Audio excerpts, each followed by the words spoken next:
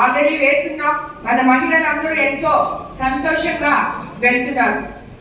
బస్సులు వేసిన తర్వాత ఆటో డ్రైవర్లు ఇబ్బందులు పడతారని చెప్పి వాళ్ళకి 15,000 ఇస్తామని చెప్పాం, అలాగే ఇచ్చాం.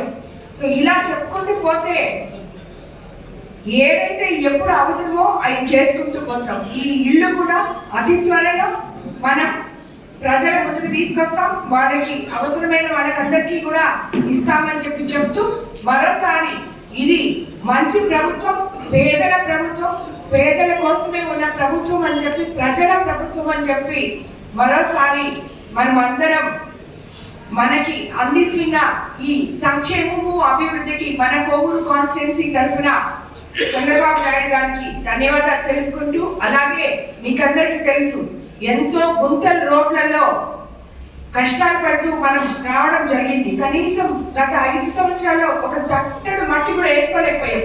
ఈరోజు రోడ్లు కొన్ని చేసుకున్నాం, కొన్ని శాంక్షన్లో ఉన్నాయి. అతి త్వరలో మీ ఊరికి వచ్చే ఆ రోడ్డు కూడా కంప్లీట్ చేస్తామని చెప్పి కూడా నేను మీకు అందరికీ మాట ఇస్తున్నాను.